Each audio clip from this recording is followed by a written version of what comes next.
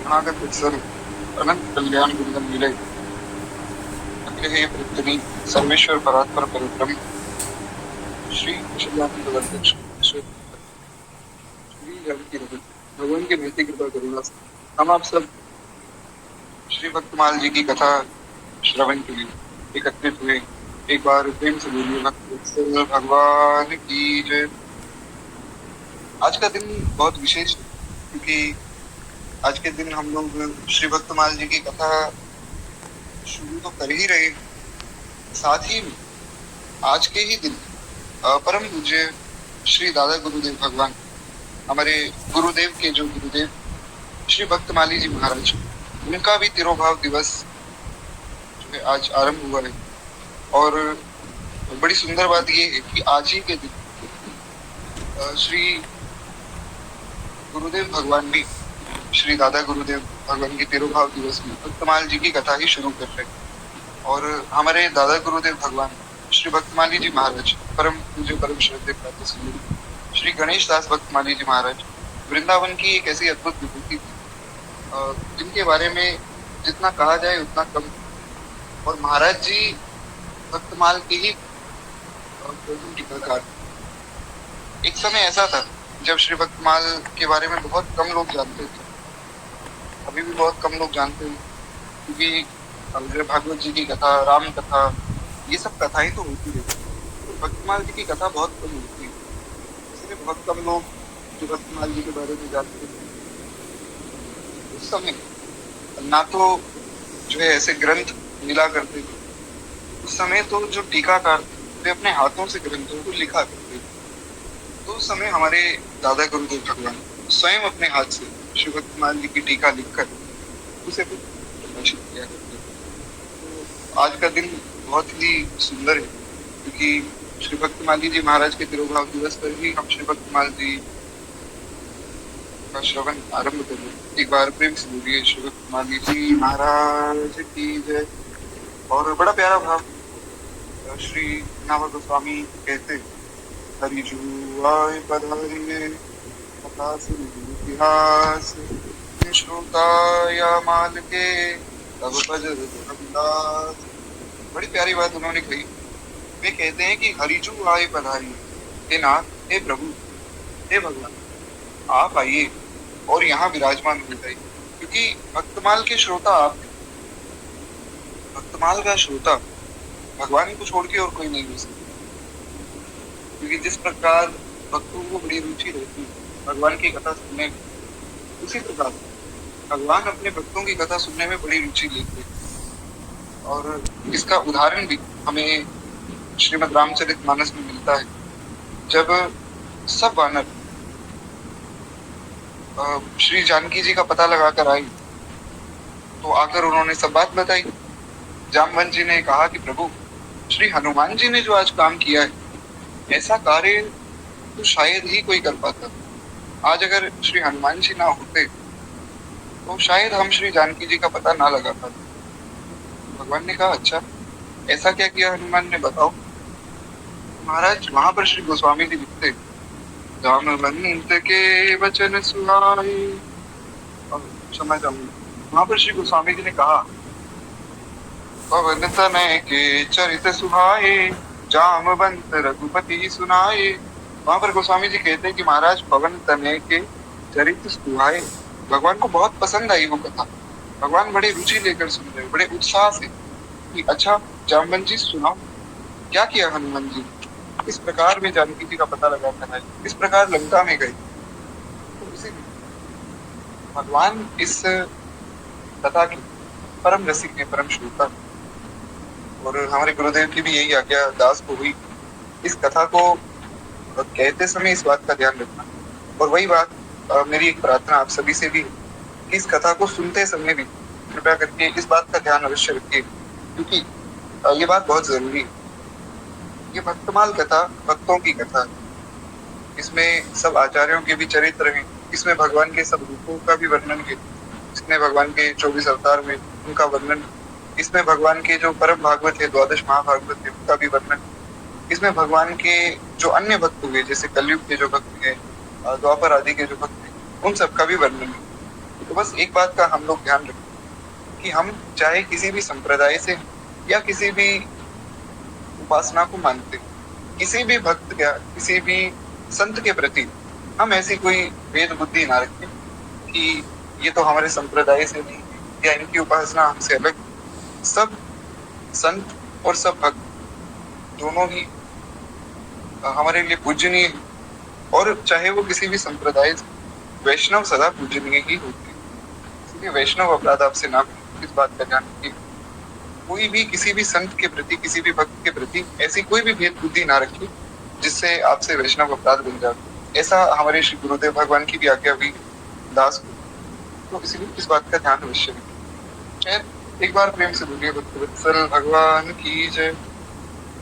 कथा में प्रवेश करने से पहले कुछ 2-3 बातें मैं उनके लिए कह देता हूँ जो लोग पहली बार कथा से जुड़े। देखिए, प्रभु कृपा से हमारी कथा में 2 बार जो है श्रीमद् रामचरित मानस जी के सबको और अन्य कथाएं हुई, जैसे बीच में श्री ठाकुर जी की विवाह की लीलाओं का बहुत सुंदर वर्णन हमने बहुत बार सुना, अन्य लीलाओं का भी वर्णन सुना। उसके बाद श्री गर्ग संहिता जी की कथा भी हुई, बीच में कुछ चर्चा पुराणों से भी हुई। इतना सब जो है प्रभु कृपा से ही संभव हो पाया है, और आप सब वैष्णवों की कृपा से ही सब संभव हो पाया है। तो बस ऐसी कृपा बनी रहे, ऐसी हम सब लोग मंगल कामना करें। दूसरी बात, कथा में बीच बीच बारंबार मैं ये चेक करता रहूंगा कि कौन जाग रहा है, कौन सो रहा है, वो कैसे। मैं बार बार बीच में बोलता रहूंगा कि बोलिए भक्त वत्सल भगवान की जय। मेरी बड़ी नम्र विनती है कि जो लोग जाग रहे हैं कृपया यहाँ जयकार लगा दें, और साथ में इंस्टाग्राम आदि सब जो एप्स हैं उनको बंद कर दें, क्योंकि ये कथा बहुत सुंदर है। लगभग 1 घंटा 1.5 घंटा हमें मिला है, इस 1-1.5 घंटे को खूब प्रेम से आप जो है कथा सुनने में ही लगाइए। आपका ये 1-1.5 घंटा सार्थक, ऐसा जो है प्रयास कीजिए। खैर, इन सब बातों के साथ हम लोग कथा में प्रवेश करें। कथा के बाद जो है मैं रुक नहीं पाऊंगा। पहले क्या होता था, जो हमारी पहले कथाएं होती उसमें क्या था कि हम लोग कथा के बाद भजन आदि करते थे, तो वो भजन तो होगा, आप सब लोग यहाँ विराजमान हैं, सब लोग खूब प्रेम से भजन करेंगे। दास आपसे आज्ञा चाहेगा, किसी का कोई प्रश्न हो आप मुझे जो है व्हाट्सएप कर सकते हैं, इंस्टाग्राम पे मैसेज कर सकते हैं, हम बाद में चर्चा करेंगे। अभी के लिए हम लोग कथा में प्रवेश करें। एक बार प्रेम से बोलिए भक्तवत्सल भगवान की जय। सबसे पहली बात तो ये है कि महाराज जिस ग्रंथ की कथा सुन रहे हैं उस ग्रंथ के बारे में तो जाने, क्योंकि भक्तमाल जी के बारे में बहुत कम लोग जानते हैं। पहले हमें ये समझना होगा कि भक्तमाल जी क्या है, भक्तमाल जी में क्या है, और भक्तमाल जी को सुनने का क्या फल। हाँ देखिए, आप काम करते करते भी सुन सकते हैं, ऐसा नहीं कि आप मतलब कथा सब काम छोड़ कर ये सुनिए। अगर कोई घर का काम कर रहे हैं तो ठीक है, आप काम करते करते कथा सुन सकते हैं। पर मेरा कहने का आशय ये है कि जो लोग कथा सुन रहे हैं ऐसा ना हो साथ में इंस्टाग्राम स्क्रॉल कर रहे हैं या कुछ और कर रहे हैं। प्रेम से कथा में ध्यान लगाइए, बाकी चाहे घर का काम करते रहिए। ठीक है, तो श्री भक्तमाल जी का एक छोटा सा परिचय हम लोग करें। भक्तमाल जी एक बहुत ही अद्भुत ग्रंथ जिसमें भगवान के सब भक्तों का, भागवतों का चरित्र है। पहले तो ये समझना होगा कि भगवत और भागवत में क्या भेद है, क्योंकि इसको समझने के बाद हम भक्तों की महिमा को समझते हैं। भगवत कहा जाता है जो भगवान से जुड़ी हो जो चीज, जैसे भगवत गीता। भगवत गीता मतलब भगवान का गीत जो भगवान ने गाया हो, और भागवत होते हैं भगवान के, यानी कि भगवान के भक्त, भगवान की कथा, जैसे हम सुनते हैं ना श्रीमद् भागवत महापुराण की कथा, तो जो भगवान का है उसे भागवत कहा जाता है। जैसे कि सब वैष्णव भगवान की कथाएं, और जो भगवान ने कहा है उसे भगवत कहा जाता है। हम सुनते हैं कि महाराज किसी भक्त के चरित्र में कि भगवत वाणी हुई, आकाशवाणी हुई, उसे कहा जाता है भगवत। अब ये जो भक्तमाल है ये भागवतों का चरित्र है, भगवान का चरित्र से भी श्रेष्ठ भक्तों का चरित्र माना गया है। ऐसा सब संतों ने, आचार्यों ने स्वीकार किया है। वो कैसे, वो हम सुनेंगे।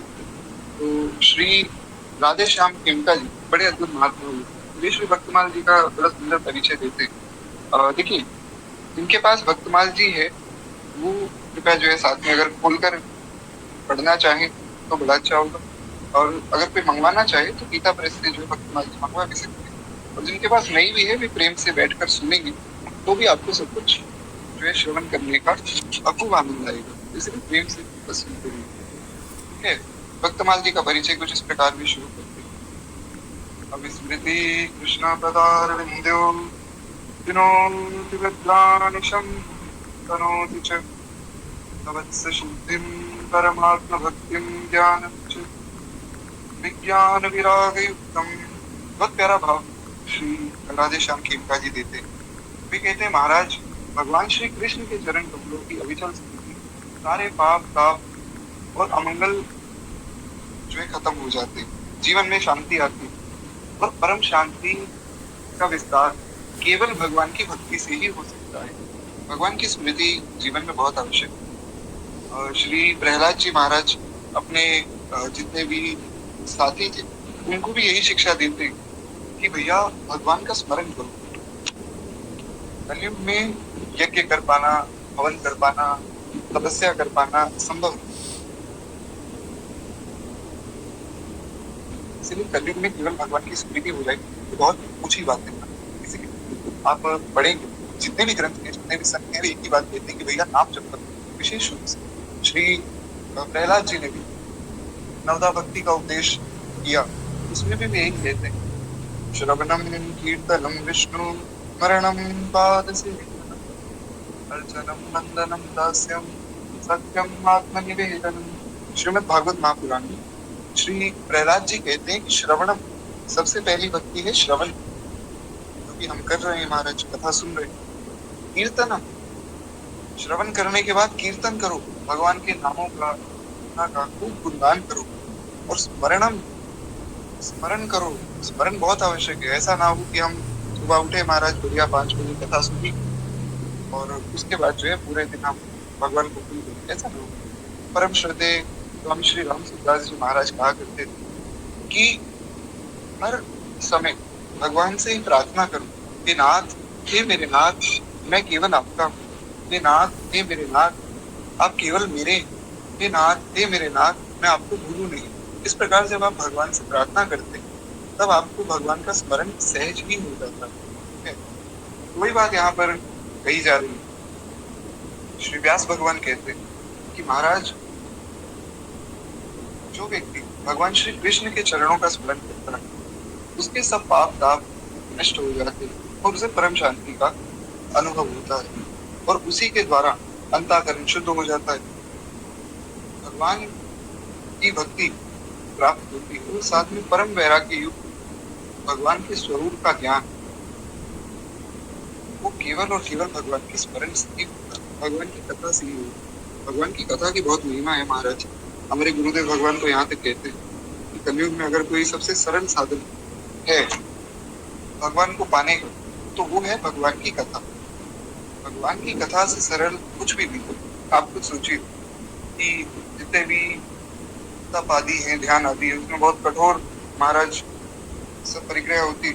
आजकल तो सब इंस्टाग्राम रील्स ने बर्बाद कर दिया है लोगों को, लेकिन जो योग की क्रिया होती वो ऐसी नहीं होती थी जैसी आजकल दिखाई जाती कि आंखें बंद कर लो, सांसों को अंदर लो, सांसों को बाहर लो। ये मूर्खता है, इसे योग नहीं कहते। योग जो होता है उसमें सबसे पहली सीढ़ी होती है यम, फिर नियम, फिर आसन। आज के समय में आसन ही नहीं है लोगों के पास, तो ध्यान, धारणा, समाधि तो बहुत ऊंची बात है, ये तो सोच पाना भी कठिन। इसलिए वो सब कलयुग में संभव नहीं। कलयुग में संभव है भगवान का नाम लेना, लोग वो भी नहीं लेते। श्री नारद भक्ति सूत्र में नारद जी महाराज कहते हैं कि महाराज कलयुग का सबसे बड़ा आश्चर्य यही है कि सबसे सरल, सबसे सुलभ है भगवान का नाम। भगवान का नाम बहुत सुलभ है, कोई भी नाम हो, राम नाम, कृष्ण नाम, नारायण नाम, लेकिन फिर भी लोग उस नाम को नहीं ले रहे। महाराज उससे भी सुलभ क्या है? उससे भी सुलभ है भगवान की कथा। आपको कुछ भी नहीं करना है, बस शांति से बैठना है और सुनना है। सुनते सुनते ही कथा आपके हृदय को पवित्र कर देगी, क्योंकि कथा में स्वयं साक्षात ठाकुर जी बैठे, आपके कानों के माध्यम से भगवान आपके हृदय में प्रवेश करते और आपके हृदय को, आपके अंतःकरण को शुद्ध करते हैं। एक बार प्रेम से बोलिए वत्सल भगवान की जय। इस प्रकार यहाँ पर व्यास भगवान वर्णन करते हैं। आगे श्री राधे श्याम कुलता जी महाराज कहते हैं कि भक्तमाल जो है महाभागवत श्री नाभादास जी महाराज की रचना है। और जैसा कि इसके नाम से स्पष्ट होता है, महाराज इस ग्रंथ में भक्तों के परम पवित्र चरित्र कहे गए और बड़ी सुंदर माला इन चरित्रों की बनाई गई। भक्त माल, भक्तों की माला, भक्तों के चरित्र की एक परम रमणीय माला बनाई गई है। वो किस प्रकार बनाई गई है, वो जैसे जैसे हम कथा आगे सुनेंगे आपको सब ज्ञात होता रहे। कहते हैं कि महाराज इस तरह तथा कभी भी जो है मिलान ना होने वाली मालिका को परमात्मा प्रभु श्री हरि नित्य निरंतर अपने श्री कंठ में धारण करते हैं। इसका सरल अर्थ इतना ही है कि ये जो माला है ये श्री भगवान अपने हृदय में धारण करते हैं। अच्छा, इसके पीछे भी कथा प्राप्त होती है कि ये माला क्यों बनाई गई। एक बार की बात है, हुआ क्या कि महाराज श्री ब्रह्मा जी वे कृष्ण लीला देखने आए और कृष्ण लीला में उन्होंने देखा कि भगवान जो है ग्वाल बालों के साथ खेल रहे हैं और ग्वाल बालों से लड़ रहे हैं। क्यों? क्योंकि सब ग्वाल बाल अपने अपने घर से कुछ ना कुछ भोजन लाते थे, तो सब लोग एक साथ मिलकर ही भोजन को पाते थे। क्योंकि सब लोग गैया चराते थे, गैया चराकर दोपहर के समय जैसे स्कूल वगैरह में लंच टाइम होता है, वैसे ही सब भगवान के मित्र और भगवान मिलकर जो है भोजन किया करते थे। अब हुआ क्या कि कोई व्यक्ति कुछ लाया है, कोई कुछ लाया है, तो सब मिल बांट कर खाते थे। एक दिन महाराज भगवान में और उनके मित्रों में लड़ाई हो गई। भगवान ने कहा कि मैं पाऊंगा और मित्रों ने कहा कि नहीं हम खाएंगे। महाराज मिठाई किसको पसंद नहीं, तो भगवान ने क्या किया कि वे अपने मित्र के मुख से, शायद मधुमंगल जी थे, उनके मुख से जो है वो मिठाई लेना चाहते थे। ब्रह्मा जी ने देखा, ब्रह्मा जी ने सोचा कि महाराज ये कैसा भगवान है, ये कैसा परमात्मा है जो ग्वाल बालों का जूठा खाता है। ब्रह्मा जी के मन में शंका हुई, तो ब्रह्मा जी ने सोचा कि चलो भगवान की परीक्षा ली जाए। अब एक बात है महाराज, तीन बातें होती, समीक्षा, प्रतीक्षा और परीक्षा। संसार में दिक्कत ये है कि हम परीक्षा तो करते हैं भगवान की, संतों की, क्या ये साधु है, क्या भगवान सच में है। हम प्रतीक्षा करते हैं संसार की, कहीं कोई संकट आए तो संसार तोड़कर हमारी रक्षा करे। और समीक्षा हम करते हैं लोगों की, इनमें ये अवगुण है, उनमें वो अवगुण है। हालांकि शास्त्र वर्णन करते हैं कि होना क्या चाहिए। हम परीक्षा करें संसार की कि क्या जिस व्यक्ति के साथ हम बात कर रहे हैं, क्या वो भगवान की ओर हमें ले जा रहा है या वो हमें भगवान से दूर कर रहा है। समीक्षा करें अपने आप की, क्या हम जो भजन कर रहे हैं वो ईमानदारी से कर रहे हैं, क्या हम कथा सुन रहे हैं ईमानदारी से सुन रहे हैं, क्या गुरुदेव ने जो नियम बताया वो हम पालन कर रहे हैं। और प्रतीक्षा करें भगवान, जैसे शबरी माता ने की, जैसे श्री द्रौपदी जी ने की, जैसे कुंती माता ने की। इस प्रकार तीनों बातें सार्थक हुई। तो फिर ब्रह्मा जी ने सोचा कि महाराज भगवान की परीक्षा की जाए। भगवान ने कहा कि ब्रह्मा जी काम तो गलत कर रहे हो, पर चलो कोई बात नहीं, हमारे पुत्र हैं, आपको शिक्षा दी जाएगी। तो ब्रह्मा जी ने सब ग्वाल बालों को और जितनी भी सब गौ माता है उन सबको जो है उठा लिया और अपने साथ अपने ब्रह्मलोक में ले गए। अब ब्रह्मा जी ने सोचा कि यहाँ भगवान अकेले रह जाएंगे, अगर ये भगवान होंगे तो कुछ ना कुछ लीला करेंगे, और अगर ये कोई साधारण ग्वाल बाल है जिसका नाम कृष्ण है तो ठीक है, ये रोएगा। हुआ क्या कि ब्रह्मा जी उन्हें ब्रह्मलोक छोड़कर आए, वापस आए तो देखा कि वे सब ग्वाल बाल भगवान के साथ पुनः प्रसाद पा रहे हैं, गैया जो है अपना आनंद में है। फिर सब लोग उठे और खूब प्रेम से गैया चराने लगे। बहुत दिन तक ऐसा चलता रहा। ब्रह्मा जी सोचने लग गए कि ग्वाल बाल तो सब मेरे पास ब्रह्मलोक में है, तो ये यहाँ कैसे खेल रहे हैं। ब्रह्मा जी ने सोचा कि चलो मिलकर आवे, भगवान से बात करें। ब्रह्मा जी भगवान से मिलने गए तो भगवान के जो द्वारपाल है उन्होंने रोका, जय और विजय। उन्होंने कहा कि तुम कौन और कहाँ से आए हो। ब्रह्मा जी ने कहा कि देखिए मैं ब्रह्मा हूँ, भगवान से मिलना चाहता हूँ, मुझसे गलती हो गई, मैंने भगवान की लीला में जो है थोड़ा शंका मेरे मन में उत्पन्न हुई, तो मैंने गलती से भगवान की परीक्षा ली थी। तो आप लोग जो है कृपया करके मुझे अंदर जाने दीजिए, मैं भगवान से मिलना चाहता हूँ। तो द्वारपालों ने कहा कि आप कौन से ब्रह्मा हैं, कहाँ के ब्रह्मा हैं? बोले कौन से ब्रह्मा है मतलब? अरे महाराज, इस सृष्टि का रचयिता ब्रह्मा हूँ मैं। द्वारपालों ने कहा कि देखिए ऐसा है, अनंत कोटि ब्रह्मांड है और अनंत कोटि ब्रह्मांड के स्वामी हमारे भगवान। अब आप कौन से ब्रह्मांड के ब्रह्मा हो और कहाँ से आए हो हम क्या जाने महाराज।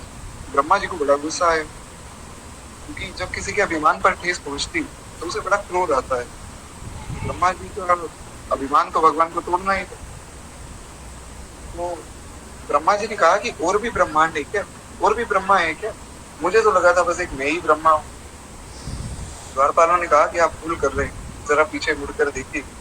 तो भगवान ने जितने भी ब्रह्मांड के ब्रह्मा जी थे सबको बुलाया और महाराज अनंत कोटि ब्रह्मा वहां एकत्रित हो गए। हमारे यहाँ के ब्रह्मा जी के तो 4 ही मुख थे, कोई ब्रह्मा ऐसे थे जिनके 8 मुख थे, किसी ब्रह्मा के 16 मुख थे, किसी ब्रह्मा के 10,000 मुख थे, किसी ब्रह्मा के 1 करोड़ मुख थे। ऐसा बहुत विस्तृत वर्णन भगवत जी में भी मिलता है। तो ब्रह्मा जी चकरा गए। ब्रह्मा जी ने कहा कि ये कैसी लीला है। ब्रह्मा जी समझ गए कि मुझसे बहुत बड़ा अपराध हुआ है, मैंने भगवान की लीला में जो है विक्षेप किया है और भगवान की परीक्षा लेने की जो भूल मैंने की, अब मुझे भगवान से क्षमा याचना करनी होगी। अब भगवान ही मुझे क्षमा कर सकते। महाराज ब्रह्मा जी भगवान के चरणों में गए, खूब प्रार्थना की, खूब निवेदन किया। भगवान ने सुना ही नहीं, भगवान कुछ नहीं बोल रहे। क्यों? क्योंकि अपना मान टले टल जाए, भक्त का मान ना टलते देखा। भगवान कभी भी अपने भक्तों पर आंच नहीं आने देते। तो इसीलिए महाराज भगवान अपने ऊपर बात सह ले। शिशुपाल भगवान को नित्य 99 गालियां देता था, भगवान कुछ नहीं कहते। पर यहाँ ब्रह्मा जी ने भागवत अपराध किया है, भक्तों का अपराध किया है, इसलिए भगवान ब्रह्मा जी से रुष्ट हो गए। आप पढ़िए भागवत जी में जो ये प्रसंग है, अगर आप उसको पढ़ेंगे तो वहां पर सुखदेव गोस्वामी कहते हैं कि परीक्षित, ब्रह्मा जी ने प्रश्न किए। ब्रह्मा जी ने सोचा कि ऐसा करता हूँ, भगवान से कुछ प्रश्न पूछ लेता हूँ, जवाब देने के लिए तो भगवान बोलेंगे। ब्रह्मा जी ने बहुत से प्रश्न भी किए, भगवान ने कुछ जवाब नहीं दिया है। महाराज ब्रह्मा जी रोने लग गए, कहा कि प्रभु अब गलती तो हो गई, और अगर आप ही मुझे विसार देंगे, संसार में कौन अपनाएगा महाराज। क्यों? हमसे तुमको बहुत है, पर तुम सब हमरे नहीं।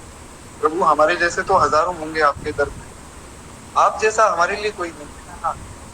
इसीलिए श्री सूरदास जी महाराज कहते कि हरि हूँ सब पति तन कोटि को, प्रभु हो सब पति तन कोटि को, और पतित सब दिवस चारिके, वो तो जनमत ही को, हरि हूँ सब पति तन कोटि। श्री सूरदास जी कहते हैं कि नाथ, मैं तो जन्म जन्म का पतित हूँ, पापी नहीं हूँ। पापी तो वो है जिससे एक बार पाप हुआ, 2 बार पाप हुआ, मैं तो नित्य निरंतर पाप कर रहा हूँ।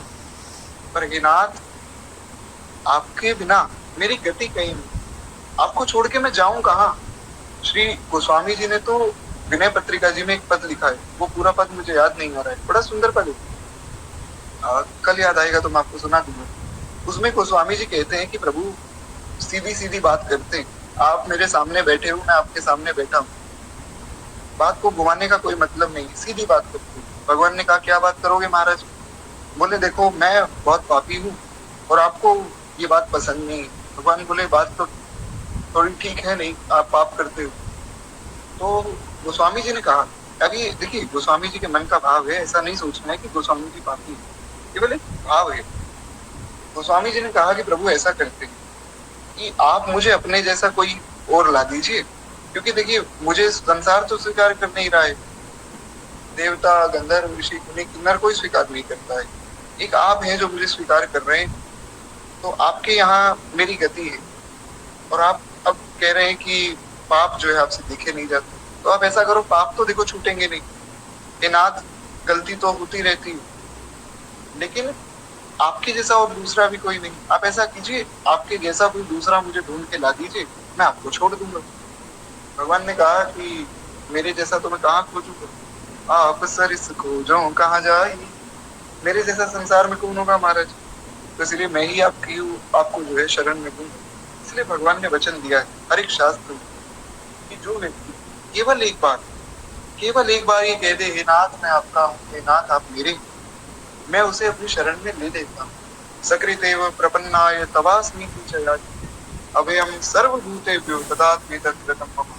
श्रीमद् वाल्मीकि रामायण में भगवान ने कहा कि एक बार आकर जो कह देता है, हे नाथ मैं आपकी शरण में हूँ, मैं उसको सब पापों से मुक्त करके, सब तापों से मुक्त करके और अभय कर देता हूँ, संसार से निर्भय बना देता हूँ। यही बात भगवान ने गीता जी में कही, सर्वधर्मान परित्यज्य मामेकम शरणम व्रज। अर्जुन केवल एक बार मेरी शरण में आ जाओ, बस एक बार आकर कह दो, हे नाथ मैं आपका हूँ आप मेरे, बस उसके बाद तुम चिंता मुक्त हो जाओ। अहम त्वाम सर्व पापेभ्यो, मैं तुम्हें सब पापों से मुक्त करूंगा। मोक्षयिष्यामि मा चुन, तुम डरो मत। कहाँ तक कहा जाए, भगवान बार बार यही बात कह रहे हैं और हम इस बात को समझ नहीं पा रहे। भगवान बारंबार कह रहे हैं कि तुम पापी हो, तुम कुछ भी हो, तुम एक बार आ जाओ बस शरण। है ऐसे करुणामयी श्री ठाकुर जी एक बार प्रेम से बोलिए, भक्त वत्सल भगवान की जय। श्री ब्रह्मा जी ने कहा कि प्रभु आपने बारंबार वचन दिया है कि कोई कितना ही बड़ा पापी हो, एक बार शरण में आ जाए तो मैं क्षमा कर देता हूँ। हे नाथ मैं किस प्रकार प्रायश्चित करूं, आप वो बताइए। मैं प्रायश्चित करने के लिए तैयार हूँ। ये जो भूल मुझसे हुई है, आप मुझसे किस प्रकार भूलेंगे, बस आप किसी प्रकार मुझसे दूर ना हो, ऐसी कुछ कृपा कीजिए। भगवान ने कहा ठीक है ब्रह्मा जी, एक उपाय है आपके पास। आपको कलयुग में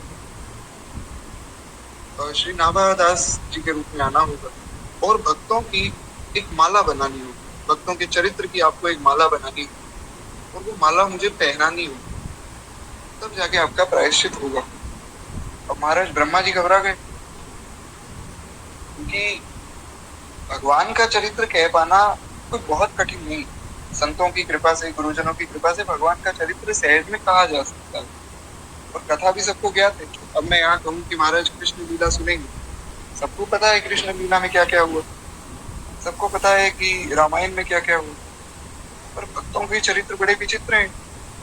कुछ ऐसे भी भक्त हुए जो भगवान के शिष्य बने, जैसे अर्जुन, शिष्यास्ते हम शालिमाम त्वाम प्रपन्ना। और कुछ ऐसे भक्त हुए जो भगवान के गुरु बने बैठे हैं महाराज, जैसे उमापति जी महाराज। सबके चरित्र आगे हम पढ़ेंगे। कुछ ऐसे भक्त हुए जो तो भगवान का दास होते थे, कुछ ऐसे भक्त हुए जो भगवान को अपना दास बना के महाराज भगवान से सेवा करवा रहे। भक्तों का चरित्र कह पाना बड़ा। ब्रह्मा जी ने कहा प्रभु ये काम तो मुश्किल है। भगवान ने कहा यही काम आपको करना होगा, परंतु आप निश्चिंत रहो, मेरी कृपा से आपको ऐसी कोई कठिनाई आएगी नहीं। तब जाकर श्री भक्तमाल जी की रचना हुई। तो जैसा कि नाम से सिद्ध होता, भक्तमाल ये भक्तों के चरित्र की माला है, जो कि भगवान अपने कंठ में, हृदय में सदैव धारण करते हैं। इसलिए हमने जो मंगलाचरण में सुना कि भगवान को न्योता दिया जा रहा है, हरिजू आए विराजिए कथा सुनो इतिहास। भगवान को कहा जा रहा है कि हे नाथ आप आइए, आप बैठिए और इस कथा को सुनिए। क्यों? तुम श्रोता हो या मान के तब पद रज हम दास। क्योंकि इस भक्तमाल के मुख्य श्रोता आप, हम तो आपके दास। तो क्या कुछ इस प्रकार जो है भक्तों के चरित्र कहना सुनना बहुत आवश्यक है, परंतु महाराज बहुत कठिन भी। इसीलिए मैं बारंबार यही प्रार्थना कर रहा हूँ आपसे कि बहुत सावधान होकर ये कथा सुननी। प्रभु कृपा से दास को भी अवसर मिला। महाराज 2 बार हमने रामचरितमानस की कथा सुनी, श्री गर्ग संहिता जी की कथा सुनी, बीच में अन्य चर्चाएं भी हुई, शिव पुराण से भी कुछ चर्चा हुई और श्री राधा माधव अंक से भी हमने श्री भगवान की जो नित्य लीलाएं हैं, निधिवन राज में जो भगवान की रस लीलाएं हैं वो भी हमने सुनी। बहुत विश्वास के साथ और बहुत विनम्रता के साथ मैं भगवान के सामने बैठा हूँ, झूठ नहीं बोलूँ। बहुत विनम्रता के साथ कहना चाहता हूँ कि महाराज आज तक मन में कभी डर आया ही नहीं, कभी भी डर नहीं आया कि क्या कहूंगा, कैसे कहूंगा। मन में बस ये विश्वास था कि भगवान को कहलवाना है, कहलवा दे। और भक्तमाल शुरू करते समय बहुत डर मन में लग रहा है। ये तब से ही लग रहा है जब से भक्तमाल शुरू करने का विचार। हालांकि कहने सुनने वाले तो ठाकुर जी, हम तो केवल सुनने आए, पर तब से डर यही है कि कहीं कुछ गलती हो गई तो बहुत बड़ा अपराध हो जाएगा। इसीलिए बहुत सावधानी से हमें कथा सुननी, भक्तों के चरित्र बिल्कुल भेद रहित होकर, किसी भी संप्रदाय का, किसी भी मतपंथ का कोई भी भेद हमारे मन में ना रहे, केवल सब भगवान के हैं और सब भगवान के लिए, ऐसा मानकर हम इस कथा को सुने, तभी ये कथा हमारे हृदय में बैठे है। एक बार प्रेम से बोलिए भक्तवत्सल भगवान की जय। तो जिस प्रकार जो है कथा की भूमिका तो तैयार हो गई, अब हम लोग फटाफट जो है कथा का एक परिचय जो है आगे बढ़ा। तो श्री राधे श्याम खेमका जी महाराज वर्णन करते कि भक्तमाल में भक्तों का जो है गुणगान किया गया है, यशोगान किया गया है, और उनकी सरस जो सुंदर लीलाएं हैं उनका विस्तार भी किया गया है। भगवान और भक्त का कैसा संबंध होना चाहिए, इसका निर्देश हमें भक्तमाल ग्रंथ में मिलता है। और भक्तमाल ग्रंथ के श्रवण पठन से आपको ये पता लगेगा कि हमें भक्ति कैसे करनी चाहिए। इस प्रकार जो प्रामाणिक भक्त हुए उन्होंने भक्ति की, और किस प्रकार जो है भक्ति में, सेवा में किन किन बातों का ध्यान रखा जाता है। फिर आगे वर्णन करते हैं कि महाराज भक्तमाल के श्रवण मनन से जो शुष्क हृदय, जिसके हृदय में कोई भाव नहीं है, जिसका हृदय बहुत कठोर है, वो हृदय भी बड़ा सरस हो जाता है। भगवान की कथा से भी ज्यादा अगर कोई प्रभावशाली कथा है वो है भक्तों के चरित्र की कथा।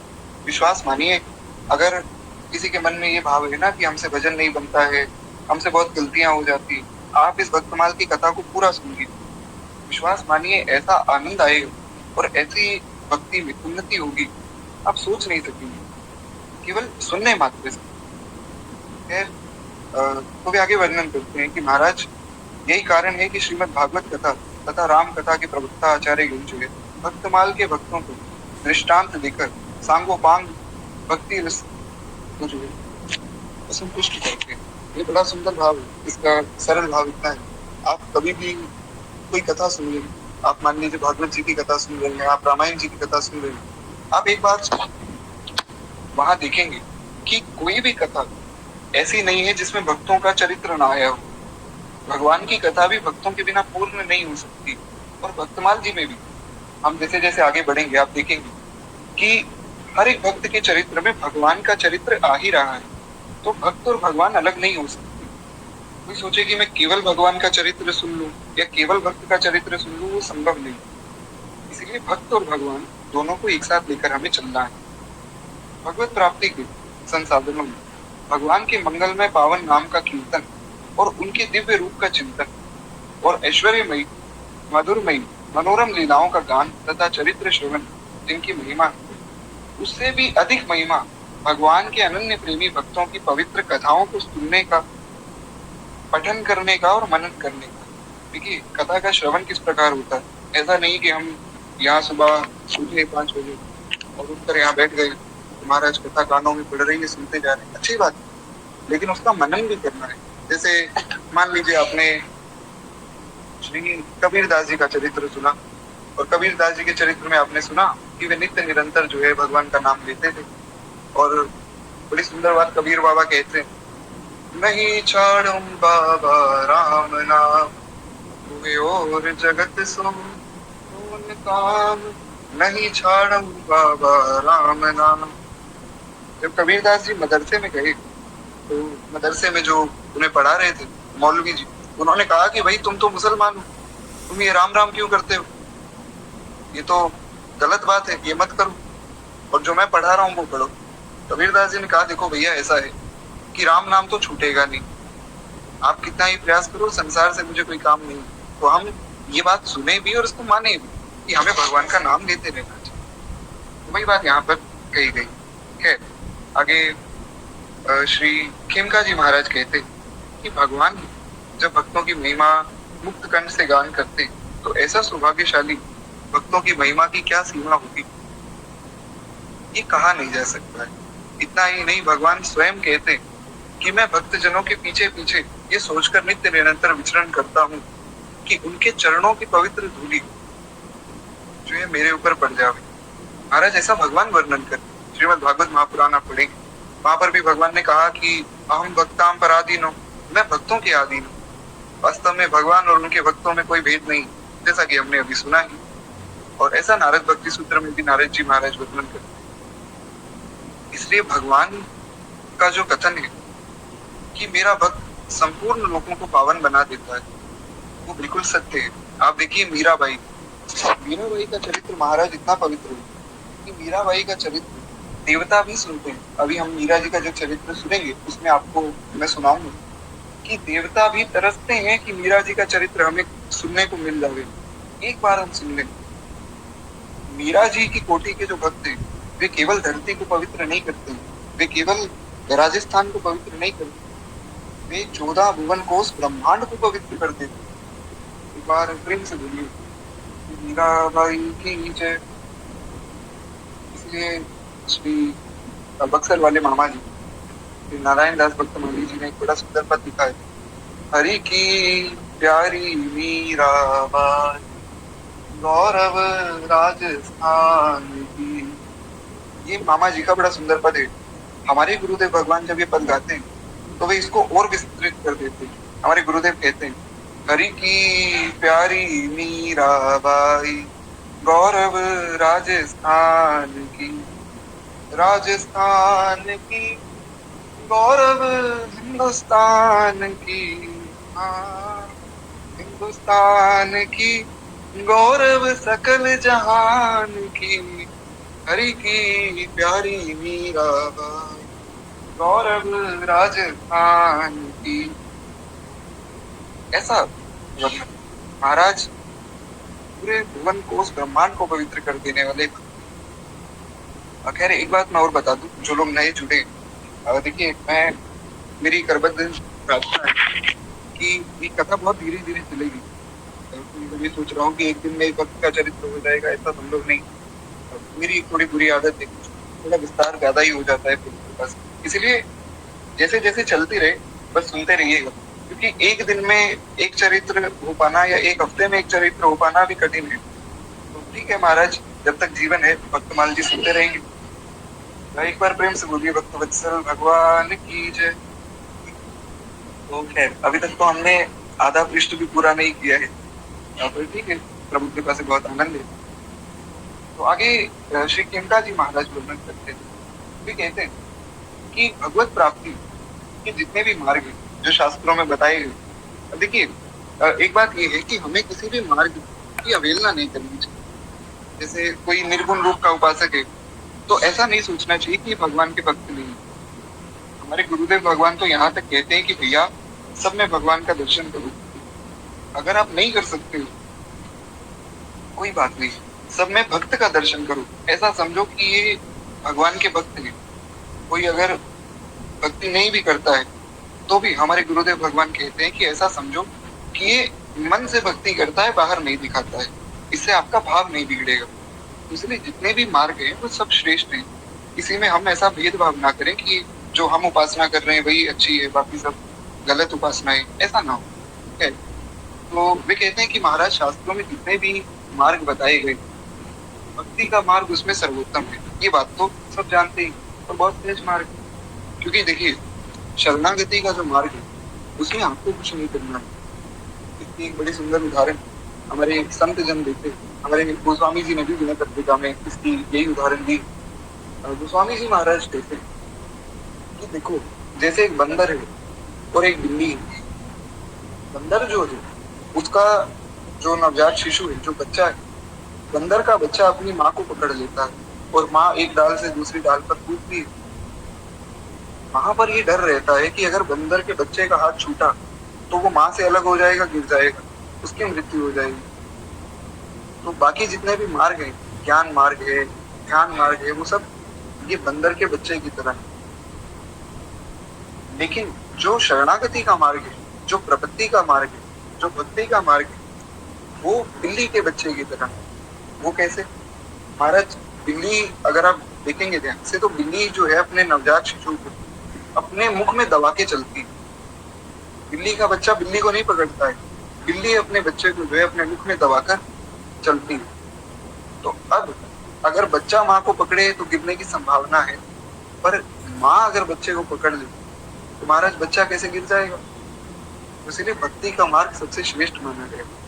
इसकी एक और उदाहरण मैं आपको देता हूँ और अच्छे से समझ आएगा। अब बात है, जब लंका में भगवान जा रहे थे, भगवान ने कहा भैया क्या उपाय करें, लंका में कैसे पहुंचे। तो समुद्र देव ने कहा कि प्रभु, ये नल और नील जो है इनको वरदान प्राप्त है, ये जो है पानी में पत्थर तैरा सकते हैं। तो हे नाथ, आप इनको कहिए कि पुल बना ले और उसको आप पार करके लंका पहुंच जाइए। भगवान ने कहा ठीक। तो सबने जो है पत्थरों में राम नाम लिखा और महाराज वे पत्थर सब तैरने लगे। कथा तो आप सबको ज्ञात है, जिन पर कृपा राम करें वे पत्थर भी तर जाते। तो महाराज सब पत्थर तैर रहे थे। अब हुआ क्या कि भगवान ने सोचा कि भाई हमारे नाम से पत्थर तैर रहे हैं और क्यों ना हम भी लिख के देखें। तो भगवान ने जो है एक पत्थर पे अपना नाम लिखा। भगवान थोड़ा दूर चले गए, अलग चले गए। भगवान ने सोचा अगर ये डूब गया तो बड़ी बेइज्जती हो जाएगी, लोग कहेंगे बताओ जिनके नाम से पत्थर तैर रहे हैं उनका ही पत्थर डूब गया। तो भगवान एकदम अलग जाकर चुपचाप अपना नाम लिख के एक पत्थर पे, और उस पत्थर को भगवान ने तैराया, वो पत्थर जाकर डूब गया। अब तो महाराज भगवान बड़े आश्चर्यचकित हो गए। भगवान ने कहा ये क्या हो गया, अरे हमारे नाम से पत्थर तैर रहा है और हमारा ही पत्थर डूब गया, तो किसी को कहेंगे तो बड़ी बेइज्जती होगी। तो पीछे नल और नील और श्री हनुमान जी महाराज खड़े, उन्होंने देख लिया। भगवान ने कहा कि देखो बात कुछ ऐसी है कि नल और नील ने कहा प्रभु बातें मत बनाओ, हम जानते हैं। तो भगवान ने कहा अच्छा फिर तुम बताओ क्या कारण है, हमारा पत्थर क्यों डूबा। बड़ी सुंदर बात वहां श्री नल और नील कहते हैं, वाल्मीकि रामायण आप पढ़िए उसमें वर्णन है, और रहस्य रामायण में विस्तार में वर्णन है। रहस्य रामायण में पूरी कथा बहुत विस्तार में मिलती है। वहां पर नल और नील ने कहा कि नाथ, हम तो बस इतनी बात समझते हैं कि जिस पत्थर पे आपका नाम है वो तैर रहा है, पर जिस पत्थर को आप अपने हाथ से छोड़ दें महाराज उसकी गति कहाँ होगी। जिसको भगवान ने ही छोड़ दिया उसको कौन स्वीकार करेगा। इसलिए हे नाथ, आपका पत्थर डूब गया और हमारा पत्थर तैर गया, क्योंकि हम आपके नाम के बल से इन पत्थरों को तैरा रहे हैं। तो इसलिए भगवान की शरण बहुत आवश्यक है। खैर एक बार प्रेम से बोलिए भक्तवत्सल भगवान की जय। तो ऐसी बहुत सुंदर कथाएं प्राप्त होती। एक और कथा है, मन में बड़ा भाव है कहने का, आप लोग कहें तो मैं कह देता हूँ। ये परिचय तो हम एक दो दिन और सुनते रहेंगे, बड़ी सुंदर कथा है, सबकी अनुमति है। एक बड़ी सुंदर कथा है। महाराज हुआ क्या कि भगवान जब बाल रूप में थे तो नंद बाबा के घर में भगवान लीला करते थे, छोटे से हमारे गोपाल जी।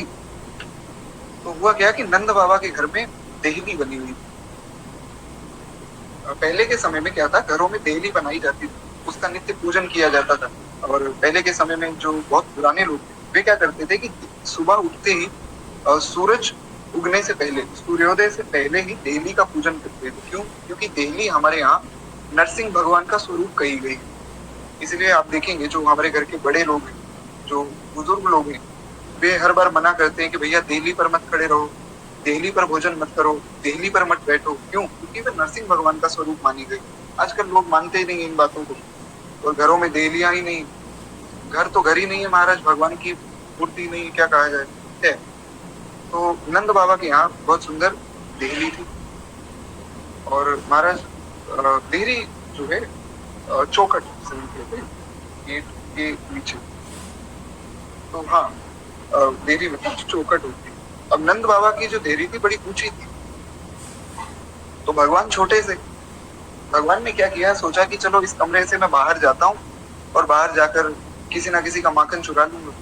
अब भगवान बहुत छोटे हैं, 1 वर्ष के, 1 वर्ष के लाल जी माखन चुराने निकले, पर इतनी ऊंची देहली है कि भगवान पार ही नहीं कर पाए। तो आप इस दृश्य को इमेजिन कीजिए, कितना सुंदर ये दृश्य है। आंख बंद करके सोचिए क्या अद्भुत दृश्य है।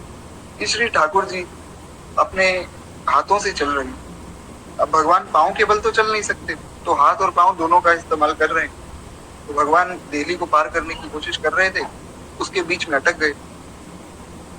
भगवान का पेट जो है देहली के ऊपर है, हाथ जो है बाहर की ओर, पांव अंदर की ओर। और इस दृश्य को देखने नारद जी आए। नारद जी के साथ लोमश महर्षि भी आए। लोमश महर्षि की कथा मैं आपको आगे सुनाऊंगा। लोमश महर्षि ने नारद जी को कहा कि नारद जी देखो भगवान की कितनी अद्भुत लीला है। नारद जी खूब खिलखिलाकर हंसे, फिर रोने लगे। लोमश जी ने कहा कि प्रभु आपका हंसना तो समझ में आता है, मैं भी हंस रहा हूँ। भगवान की ऐसी अद्भुत लीला है, देखकर कौन ना हंसे। अरे छोटे से लाल जी कितना आनंद दे रहे हैं सब भक्तों को, पर आप रो क्यों रहे हो? नारद जी ने कहा कि हे महर्षि, मैं इसलिए रो रहा हूँ कि मैं ये सोच रहा हूँ, हम तो ये दृश्य देख रहे हैं, जो लोग इस कथा को पढ़ेंगे सुनेंगे वे भी इस दृश्य को देख लेंगे, लेकिन जो व्यक्ति बेचारे भगवान की कथा से कोसों दूर है, जो भगवान को मानते ही नहीं, कितने अभागे हैं वे लोग, ऐसी सुंदर लीला को देख ही नहीं पाएंगे। तो सोचिए कितनी कृपा है श्री ठाकुर जी की हम पर, कि महाराज हम सुबह सुबह उठ रहे हैं, प्रभु कृपा से इस कथा में आकर बैठ रहे हैं, इस कथा को सुन पा रहे हैं। गोस्वामी जी ने जब मानस जी की कथा लिखी, तो मानस जी में सबसे पहली बात ही गोस्वामी जी ने ये लिखी, आवत ईसर अति कठिनाई, राम कृपा बिनु आई न जाई। गोस्वामी श्री तुलसीदास जी महाराज कहते हैं कि यहाँ आने में बड़ी कठिनाई है भैया, और वास्तव में है। बड़ा एक बहाना लोगों का रहता है कि अरे सुबह सुबह का समय आपने रख दिया, सुबह सुबह तो उठा ही नहीं जाता, सुबह सुबह आ भी जाए तो महाराज नींद आ जाती, अरे हम बेड पे लेटे लेटे सो जाते, ऐसे बहुत सी कठिनाइयां आती। पर गोस्वामी जी कहते हैं कि राम कृपा बिनु आई न जाए, जिस पर भगवान की कृपा हो जाए वो आता है केवल। इसका दूसरा भाव ये है कि जब तक भगवान की कृपा नहीं होती तब तक कथा सुनने को नहीं, तो इसलिए बहुत कृपा समझिए अपने ऊपर कि हम इस कथा में बैठे, और ये ध्यान रखिए कि अब हमें इस कथा में रेगुलर रहना है। भगवान से प्रार्थना कीजिए कि प्रभु इस कथा को हम नित्य निरंतर सुन पाए। ठीक है, एक बार प्रेम से बोलिए भक्त वत्सल भगवान की जय। तो कुछ इस प्रकार श्री व्यास जी भागवत जी में वर्णन करते हैं कि जो व्यक्ति भगवान की भक्ति करता है वो सबसे श्रेष्ठ मार्ग में है।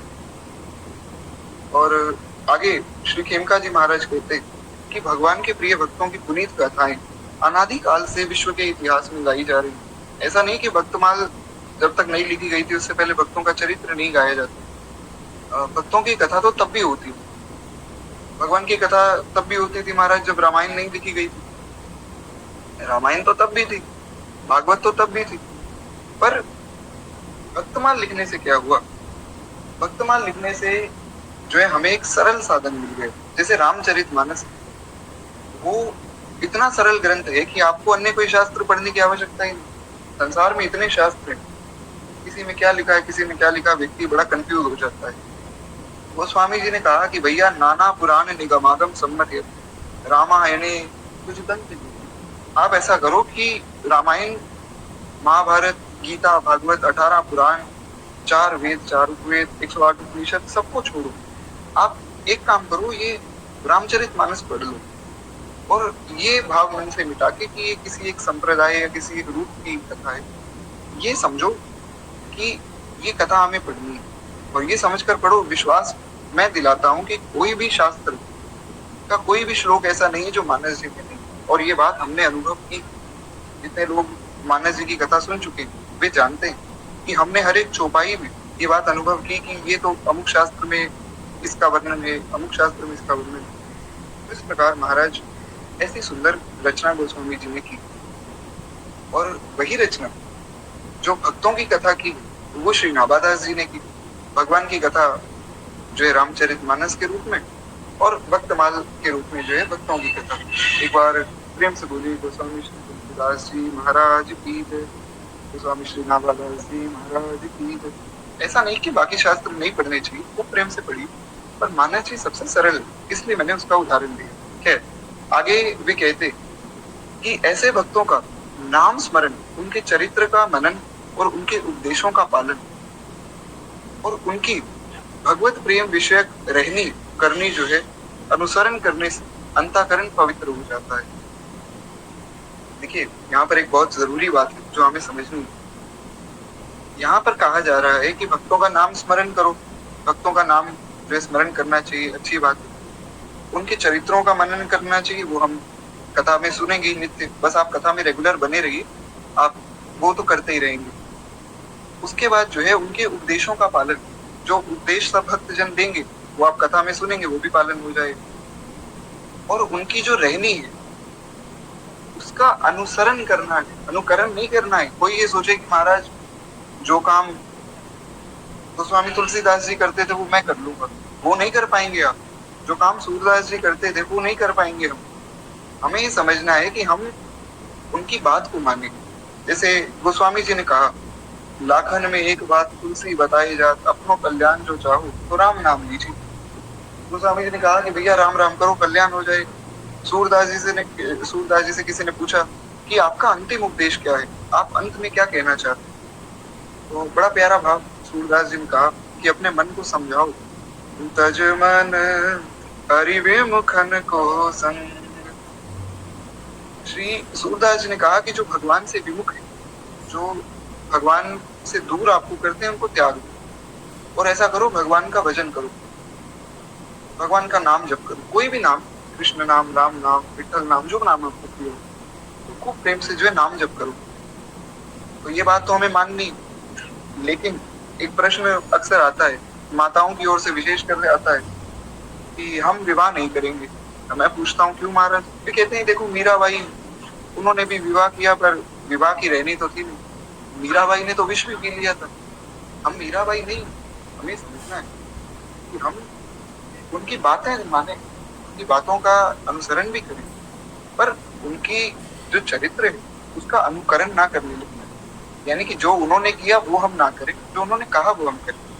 जैसे गीता जी में भगवान ने उपदेश दिया कि अर्जुन, अनन्यास चिंतयन्तो माम ये जना उपासते तेषां नित्य भक्तानां योगक्षेम वहाम्यहम्। अर्जुन, अनन्य भाव से जो मेरा चिंतन करता है, 9वें अध्याय का 23वां श्लोक, मैं उसके सब योग क्षेम का वहाम्य करता हूँ। जो अनन्य भाव से मेरा चिंतन करता है, उसको जिस वस्तु की आवश्यकता है वो मैं उसे देता हूँ, और जो वस्तु उसके पास है उसकी मैं रक्षा करता हूँ, ऐसा भगवान का वचन। तो हमें ये समझना है कि हमें अनन्य भाव से भगवान का चिंतन करना है। पर कोई सोचे कि महाराज हम तो भगवान की तरह जो है लोगों के घर से माखन चुराएंगे, वो संभव नहीं, क्योंकि भगवान तो कालिया नाग के ऊपर नृत्य भी कर रहे हैं, भगवान 3 बार अग्नि को भी पी गए। इसलिए ये समझना है कि हमें अनुसरण करना है। क्या है? एक बार प्रेम से बोलिए भक्ति वत्सल भगवान की जय। तो आगे वे वर्णन करते हैं कि भगवान के जो है अनंत गुण और उनके प्रेमी भक्तों के भी अनंत गुण हैं, और उन गुणों का जो चिंतन और स्मरण करता है उस व्यक्ति को स्वाभाविक रूप से ये गुण प्राप्त हो जाते हैं। ये बहुत ऊंची बात है। एक बड़ी प्यारी बात रामचरितमानस में प्राप्त होती है। अब देखिए क्या है कि एक छोटा सा प्रसंग मैं आपको कह देता हूँ। हुआ क्या था कि मैं बहुत से शास्त्रों में ऐसी बहुत सी चीजें पढ़ता था और मैं बहुत कंफ्यूज हो जाता। 3-3, 4-4 दिन तक मुझे नींद ही नहीं आती कि यहाँ ये लिखा है, वहाँ वो लिखा है, कोई कुछ कह रहा है, कोई कुछ कह रहा है, क्या सही है क्या गलत है। और शास्त्रों को भी गलत नहीं कह सकते, बात भी समझ नहीं आ रही। तो लेकिन जब मैंने गुरु कृपा से रामचरितमानस जी को पढ़ा तो महाराज जीवन में ऐसी शांति आई कि उसके बाद कभी ऐसा संशय हुआ ही नहीं। तो इसीलिए मानस जी की चौपाइयों का बारंबार मैं बीच बीच में वर्णन करता रहूंगा। तो उसके लिए थोड़ा सा आप ध्यान रखिएगा, क्योंकि मानस जी के बिना मैं कथा कह नहीं पाता। तो मानस जी में एक बड़ा सुंदर प्रसंग प्राप्त होता है। हुआ क्या कि वाल्मीकि महर्षि के यहाँ भगवान पहुंचे और भगवान ने कहा कि देखिए हम लोग जो है वन में अब रहेंगे, आप बताइए कि हम कहाँ रहें, कौन से स्थान में हमें रहना चाहिए। तो हमने सुना था कि वाल्मीकि महर्षि ने कुछ 12 स्थान बताए कि प्रभु जा ही न चाहिए कबहू कछु, तुम सन सहज सने सदा बसो ताके और पूरा और निज गेव, बसो निरंतरता की ओर थोड़ा और निज गेव। उन्होंने कहा कि प्रभु जिनको आपसे कभी कुछ नहीं चाहिए, आप उनके हृदय में निवास कीजिए, क्योंकि वो आपका घर है। जिनके श्रवण समुद्र समाना, जो आपकी कथा सुनने के लिए हमेशा लालायित रहते हैं, सदैव आपकी कथा सुनने के लिए बहुत उत्साहित रहते हैं, आप उनके हृदय में निवास कीजिए। प्रभु जो आपका दर्शन करते हैं, आप उनके हृदय में निवास कीजिए, इत्यादि प्रकार से उन्होंने 12 स्थान बताए। उसके बाद जो भगवान ने उनसे और भी चर्चाएं की। तो वहां पर श्री वाल्मीकि महर्षि ने कहा कि प्रभु मैं समझ गया हूँ कि आप कौन है, मैं जानता हूँ कि आप दशरथ जी के पुत्र के रूप में तो आए हैं, लेकिन आप अनंत कोटि ब्रह्मांड के स्वामी, आप भगवान हैं। और ये बात केवल वो ही जान सकता है। बहुत ऊंची बात है। ये बात केवल वो जान सकता है, सोई जानहि जेहि देहु जनाई, जानहि तुम्हि हुई जाई। बहुत ऊंची चौपाई है महाराज। इस चौपाई पे 3-4 दिन तक कथा हो सकती है। श्री वाल्मीकि महर्षि कहते हैं कि प्रभु आपको केवल वो जान सकता है जिसको आप जानना चाहें। यही बात भगवत गीता में 7वें अध्याय के 25वें श्लोक में भगवान कह रहे हैं, नाहं प्रकाश सर्वस्य योग माया समावृतम मूढ़ोऽयं नाभिजानाति लोको मामजमव्ययम्।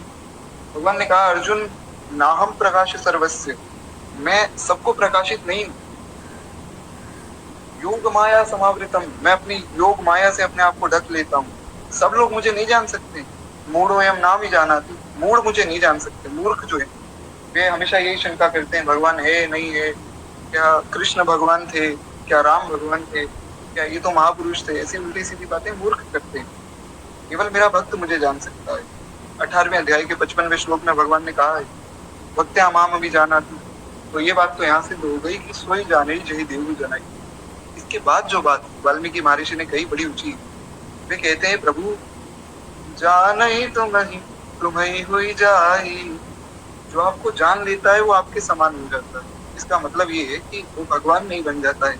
इसका मतलब ये है कि जो भगवान को जान लेता है उसमें भगवान के गुण आने लग जाते हैं। जैसे मान लीजिए आप भगवान की भक्ति करते हैं और आपका स्वभाव जो है निर्मल होता जा रहा है, तो इसमें आपकी कोई महानता नहीं, इसमें भगवान की भक्ति की महानता है, भगवान की कथा की महानता है, क्योंकि भगवान का स्वभाव निर्मल है। जो भगवान का भक्त है वो सहज ही दयालु होता है। क्यों? क्योंकि भगवान दयालु है, तो सेवक में स्वामी के गुण सहज ही आने लग जाते हैं। इसीलिए ही हमने कथा की शुरुआत में चर्चा की थी कि कथा सुनने मात्र से आपका अंतःकरण पवित्र हो जाता है।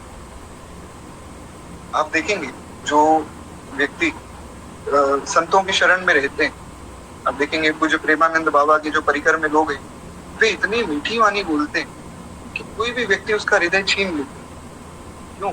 ये प्रभाव है पूज्य प्रेमानंद बाबा के स्वभाव का। ये सब संतों का प्रभाव। हमारे महाराज जी के साथ में जो परिकर में भैया चलते, वे इतने दीनता से बात करते हैं, ऐसा लगता ही नहीं कि इतने बड़े संत महापुरुष के परिकर में इतने प्रेम से बात करेंगे, ऐसा लगेगा कोई अपना ही। महाराज जी के सामने जब दास पहली बार गया, जब दीक्षा हुई हमारी, तो मैंने सोचा भाई इतने बड़े महापुरुष हैं, मैं क्या ही बात कर पाऊंगा। तो मलुक पीठ में, जहाँ पर हमारे गुरुदेव भगवान विराजमान, तो मलुक पीठ में दीक्षा हो रही थी। अब वहां पर मलुक पीठ में क्या है, हमारे यहाँ एक हॉल है मलुक पीठ में, जिसमें दीक्षा हो रही थी। वहां पे बहुत से लोग थे, तो मैं डर गया कि इतने लोगों में मैं क्या बोल पाऊंगा, कैसे बोल पाऊंगा। और जब मैं महाराज जी के सामने गया और महाराज जी को एक बार देखा, ऐसा आनंद मन में आया, ऐसा लगा कि ये तो मेरे अपने ही हैं और जन्म जन्म से अपने, और इतने सरल, इतने सरल, क्या कहना। तो संतों की रहनी कुछ इस प्रकार है, और वो ही रहनी अगर शिष्यों में ना आई तो महाराज फिर बात बिगड़ जाएगी। मेरे जैसे जो कुशिष्य हैं, जो पापी दीनहीन है, वो गुरुजनों की इस रहनी को भी स्वीकार नहीं कर पाते। खैर, आगे कहते हैं कि महाराज इस प्रकार जो भी भगवान के भक्तों के गुणों का चिंतन करता है, वो व्यक्ति उन गुणों से युक्त हो जाता है। जी बिल्कुल, देखिए गुरुदेव का नाम तो नहीं लिया जाता है, परंतु जो अन्य संत जैसे पूज्य प्रेमानंद बाबा है, वे हमारे लिए पूजनीय, उनका नाम हम ले सकते हैं क्योंकि हम ब्रजवासी हैं महाराज। खैर, हमारे जो गुरुदेव है वे मलुक पीठाधीश्वर महाराज जी हैं। तो आपको थोड़ा ये समझना होगा कि पूज्य प्रेमानंद बाबा के प्रति खूब आदर भाव है, परंतु हमारे गुरुदेव जो है वे अलग है। खैर, एक बार प्रेम से बोलिए भक्त वत्सल भगवान की जय। तो इस प्रकार जो है श्री खेमका जी महाराज बहुत सुंदर वर्णन करते हैं। आगे भी कहते हैं कि अपने जीवन को उज्जवल और सद्गुणों से युक्त तथा भक्ति में बनाने के लिए भक्तों के चरित्र रूपी सुधा सिंधु का जो है अवगाहन करना चाहिए, यानी कि भक्तों के चरित्र को खूब प्रेम से गाना चाहिए। और उसके लिए जो है साधन करने वाले भक्तों के चरित्रों का जो है पठन, श्रवण और मनन करने से बहुत लाभ होता है। जैसा कि हम सुन चुके हैं, भक्तों के चरित्र जो है मन को आह्लादित करते हैं और संसार के महान कष्टों को जो है काट देते हैं, उनसे मुक्ति दिलाते हैं। जब से भगवान है तभी से उनके भक्त हैं। हमें ये भी समझना है, ऐसा नहीं कि सतयुग में सतयुग के भक्त आए और त्रेता में त्रेता के भक्त आ गए, और कलयुग आया तो कलयुग में कलयुग के भक्त। ऐसा नहीं होता है। भगवान के भक्त सनातन है, वे सदा सदा से थे और सदा सदा से हैं। जब से भगवान है तब से भक्त है, और जब से भगवान की कथा है तब से ही भक्तों की भी कथा है। दोनों बातें हमें समझनी। भक्तों की कथा तब से चलती आ रही जब से भगवान की कथा है। इस पर तो हम विस्तार में चर्चा कर चुके हैं। कहते हैं अकेले भगवान की कोई भी लीला नहीं बन सकती। जैसा कि हमने चर्चा किया कि भगवान की लीला में भक्त की कथा तो आएगी आएगी, और भक्त भगवान की लीला सहचर है, ये भी हम विस्तार में सुन चुके हैं, पुनः विस्तार करने की आवश्यकता नहीं। कहते हैं इस प्रकार ये सिद्ध है कि जिस प्रकार भगवान है और उनकी कथा अनादि है, उसी प्रकार भक्त और उनकी कथा भी अनादि है। भक्त और भगवान का नित्य जो है साहचर्य है। यह बड़ी विलक्षण बात है कि स्वयं परमात्मा प्रभु को जब शिव रूप धारण करते हैं तो वे राम रूप के भक्त बन जाते हैं, तो कभी राम रूप में शिव रूप की उपासना करते हैं। ये बड़ी सुंदर बात है, इस पर थोड़ा सा हम चर्चा करें। हुआ क्या कि त्रेता में महाराज रामायण हुई, लोगों में लड़ाई हो गई, रामायण पढ़ने वालों में खूब लड़ाई हुई। महाराज शिव बड़े, कोई कहता था राम बड़े, मतलब कोई कहता था कि भाई हमारे भगवान बड़े हैं, हम वैष्णव हैं तो हमारे राम कृष्ण नारायण भगवान बड़े। जो शैव है वे कहते थे भाई शिव जी बड़े हैं। बहुत लड़ाई हुई, त्रेता में चली, द्वापर में चली, कलयुग में भी चली। गोस्वामी तुलसीदास जी ने एक ही चौपाई में समाधान कर दिया। मानस जो है रामचरित मानस, वो इतना सरल ग्रंथ इसलिए है, रामचरित मानस में गोस्वामी जी ने बड़ी से बड़ी दुविधाओं का एक चौपाई में हल कर दिया। केवल एक चौपाई। लोग लड़ रहे थे कि महाराज भगवान सगुण है या निर्गुण है, गोस्वामी जी ने एक चौपाई कही, सगुण ही अगुण ही नहीं कछु भेदा।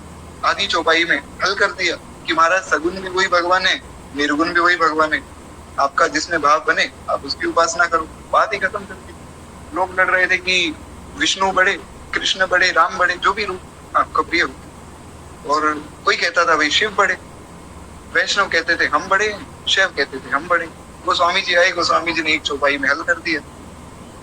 सेवक स्वामी सखा सिय पी के। गोस्वामी जी ने कहा कि महाराज लड़ते क्यों हो? अरे तुम ऐसा समझो कि भगवान शिव कौन है? भगवान शिव जो है सेवक भी है, स्वामी भी है और सखा भी है। किसके? सिय पी के, यानी कि राम जी के, यानी कि भगवान के। तो चाहे वो कृष्ण रूप में हो, नारायण रूप में हो, वामन रूप में हो, नरसिंह रूप में हो, किसी भी रूप में हो, भगवान के सेवक भी शिव जी हैं और उनके स्वामी भी शिव जी। शिव जी जो है वे परम भागवत है हमारे वैष्णव सिद्धांत के अनुसार। तो जो परम भागवत है वे भगवान के परम भक्त हुए और भगवान उनके परम भक्त हुए।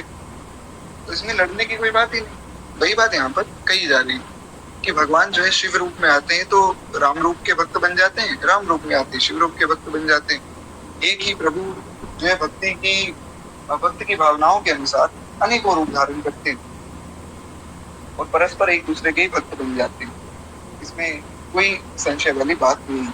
अच्छा, भक्तमाल की पढ़ने से हमारे मन में जो संप्रदायवाद है वो भी मिट जाता है, क्योंकि हमारे दादा गुरुदेव श्री भक्तमाली जी महाराज कहा करते थे कि संप्रदाय की जो कट्टरता है ये व्यक्ति को खोखला कर देती है। ठीक है, अपने संप्रदाय का ज्ञान होना अच्छी बात है, अपने संप्रदाय की उपासना भी पता होनी चाहिए कि हमारे संप्रदाय में किस प्रकार उपासना होती है, ये होना ही चाहिए। परंतु एक कट्टरता कि जी हमारा ही संप्रदाय श्रेष्ठ है और हम ही श्रेष्ठ हैं, ये चीज जो है व्यक्ति को खोखला कर देती है, इससे भक्ति नहीं बढ़ती। तो वो कैसे दूर हो? वो भी भक्तमाल सुनने से दूर हो जाती है। इसलिए भक्तमाल सुनना तो बहुत आवश्यक है। जीवन में एक बार भक्तमाल की कथा तो सुननी ही चाहिए। फिर इसीलिए मैं बारंबार निवेदन कर रहा हूँ कि इस कथा में आप रेगुलर बने रहिए। इस कथा में दक्षिणा भी है महाराज, ऐसा नहीं कि आप फ्री में कथा सुन लेंगे। दक्षिणा बस धन में नहीं, दक्षिणा केवल इतनी है कि कथा को आप प्रेम से सुने और सुनकर जो है जो आप सुने उसका पालन भी करें। इतनी ही इस कथा की दक्षिणा है। ठीक है, एक बार प्रेम से बोलिए भक्त वत्सल भगवान की जय। तो वही बात यहाँ कही जा रही है कि भैया कहीं कोई भेद नहीं, भगवान के सब रूप बराबर है, भगवान के सब नाम बराबर है और भगवान के सब धाम बराबर है। ना कोई रूप बड़ा है ना कोई रूप छोटा है, ना कोई नाम बड़ा है ना कोई नाम छोटा है और ना कोई धाम बड़ा है ना कोई धाम छोटा है। एक ही रूप है, एक ही नाम और एक ही धाम है। बस इतना हमें समझना है कि जिसकी जैसी भावना है। अब देखिए हमारे गुरुदेव भगवान बड़ा सुंदर इसका समाधान करते हैं। एक बार एक व्यक्ति हमारे गुरुदेव के पास आए उन्होंने कहा कि मैं तो कृष्ण उपासक हूँ, तो मैं गोलोक जाऊंगा, और मेरा मित्र जो है वो राम उपासक है, वो साकेत धाम जाएगा। हमारे गुरुदेव ने कहा अच्छा भैया, तो ये बताओ कि गोलोक में और साकेत में कितना अंतर है, कितनी दूरी है गोलोक में और साकेत धाम में। बोले महाराज जी ये तो पता नहीं। तो महाराज जी ने वहां उन्हें समझाया। हमारे एक बड़े गुरु भैया हैं, उन्होंने दास को बताया था, वे वहां विराजमान थे। उन्होंने कहा कि लाला, महाराज जी समझा रहे थे कि देखो भगवान में भेद नहीं, भगवान का धाम एक ही धाम है। अब कोई नारायण रूप में भाव रखता है तो वही सोचता है कि ये वैकुंठ है, कोई कृष्ण रूप का उपासक है तो वो सोचता है कि गोलोक है, कोई राम उपासक है वो सोचता है कि ये साकेत है। धाम तो एक ही है, भगवान भी एक है। नहीं नहीं, ना वैकुंठ अलग है ना गोलोक अलग है, हमें समझना है एक ही धाम है, एक ही नाम है और एक ही रूप। बस भक्तों की भावना के अनुसार भगवान अलग अलग रूप धारण करते हैं। तो गोलोक और वैकुंठ दोनों अलग नहीं है, एक जाकी रही भावना जैसी, प्रभु मुहूर्त देखी दिन तैसी। ये हम कल जो श्री सीताराम जी के विवाह की कथा सुन रहे थे, उसमें हम यही सुन रहे थे कि जिसकी जैसी भावना है वैसा भगवान का वो स्मरण करता है। तो वे कहते हैं कि महाराज यद्यपि वेदों पुराणों आदि सच शास्त्रों में भक्त और भगवान के चरित्रों को बड़े ही मनोरम रूप में वर्णन किया गया है, और अनेक भक्त कवियों ने भी स्वतंत्र रूप से संस्कृत आदि भाषाओं में भक्तों के मनोरम चरित्रों को प्रस्तुत किया। सप्तमाल जब लिखी गई ना, उससे पहले भी बहुत से भक्त चरित्र थे। जैसे गीता प्रेस से बहुत से अंक प्रकाशित होते हैं। एक अंक प्रकाशित हुआ भक्त नारी। भक्त नारी में जो जितनी भी नारी भक्ताएं हुई, जैसे मीराबाई हुई, शबरीबाई हुई, करमेती दीदी हुई और कर्माबाई हुई, इत्यादि प्रकार से जितनी भी नारी भक्त हैं उन सबका चरित्र है। और अन्य अन्य बहुत से अंक प्रकाशित हुए, जैसे श्री हनुमान अंक है, उसमें श्री हनुमान जी महाराज की जितने जिस शास्त्र में जो जो वर्णन है सब एक जगह पर एकत्रित किया गया है। इस प्रकार से बहुत से चरित्र पहले भी लिखे गए थे, और ये तो मैं कलयुग की बात बता रहा हूँ। त्रेता में, द्वापर में, सतयुग में सब भक्तों के चरित्र पहले भी लिखे जाते थे। और कहते हैं कि महाराज नाभादास जी ने भक्तमाल ने जिन जिन भक्तों का स्मरण किया है वह बड़ी ही सरस, कल्याणकारी और मन को आनंदित करने वाली शैली में किया है। क्योंकि हमें इस समझना है कि हर व्यक्ति संस्कृत नहीं समझ सकता है, तो नाभादास जी ने जिन जिन का वर्णन किया वो बड़ी मनोरम शैली में किया कि हर व्यक्ति उसे पढ़ सके, उसे गा सके। हम सुनेंगे आगे जैसे जैसे चरित्र सब भक्तों के आएंगे। नाभादास जी ने सब चरित्रों को गाया है। रामचरितमानस सबसे ज्यादा पढ़े जाने वाला ग्रंथ क्यों? क्योंकि वाल्मीकि रामायण, श्रीमद् भागवत महापुराण, भगवत गीता, इनको गाया नहीं जा सकता है, कोई गा नहीं सकता है संस्कृत में, पर मानस जी को गा सकते हैं। इसीलिए नाभादास जी की जो भक्तमाल है वो श्रेष्ठ मानी गई। क्यों? क्योंकि इसे गाया जा सकता है। कठिन काल कल युग में कर्मेति निष्कलंक रही, साधु जी नश्वर पति रति त्याग, साधु जी नश्वर पति रति त्याग, कृष्ण पद सूरति जोरी। इस प्रकार जो करमेती दीदी का चरित्र श्री नाभादास जी ने गाया। अब इस चरित्र को आप रोज गा सकते हैं महाराज, छोटा सा पद है, आप रोज गा सकते हैं। यार पूरा पद तो हम आगे जब करमेती दीदी का चरित्र सुनेंगे तो उसमें सुनेंगे। खैर, तो आगे वे वर्णन करते हैं कि भक्तमाल जो है सामान्य रचना नहीं, अभी तो यह एक आशीर्वादात्मक ग्रंथ है। ये आशीर्वाद दे रहा है, किसको दे रहा है वो आगे पता लगे। कहते हैं तपस्वी सिद्ध एवं महान संतों की अहेतुकी कृपा और आशीर्वाद से इस ग्रंथ का प्राकट्य हुआ है, इसलिए इसकी इतनी महिमा है। भक्तमाल के प्राकट्य की रोचक कथा हुआ क्या कि महाराज भक्तमाल जो भक्ति का साहित्य अनमोल अनूठा रत्न है।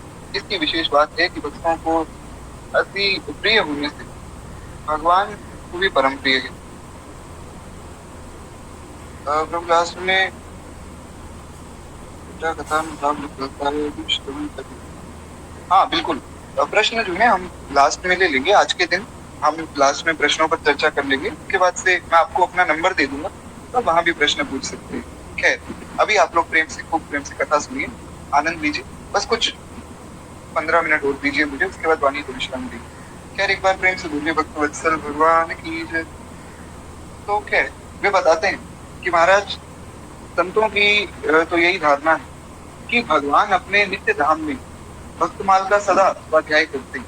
जैसे भक्त जो है भगवान की कथाएं पढ़ते हैं, भागवत जी, रामायण जी आदि पढ़ते हैं, वैसे ही भगवान भी भक्तमाल पढ़ते होंगे, तो निश्चित रूप से पढ़ते ही होंगे। तो कहते हैं कि भक्तमाल के प्रधान श्रोता भगवान ही है और भक्तों को भगवान का चरित्र अति प्रिय है। वैसे ही भगवान को भी भक्तों का चरित्र अति प्रिय है, जो कि हम कथा की शुरुआत में विस्तार में सुन चुके हैं, पुनः विस्तार उस पर ज्यादा नहीं करेंगे। कहते हैं सत्य तो ये है कि भगवान जो है अपने से अधिक भक्तों पर आदर करते हैं, पर ऐसा भगवान का वचन है।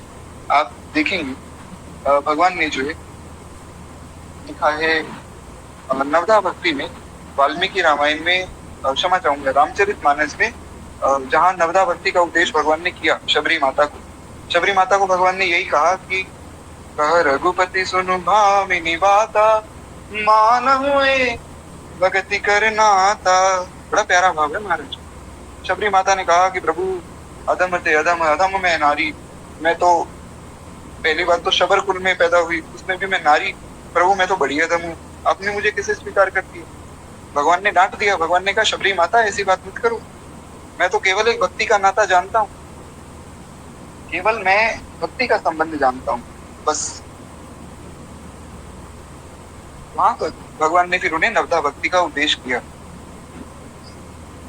तो भगवान ने वहां बताया कि सबसे पहले मेरी कथा सुनो, उसके बाद जो है संतों को संग करो।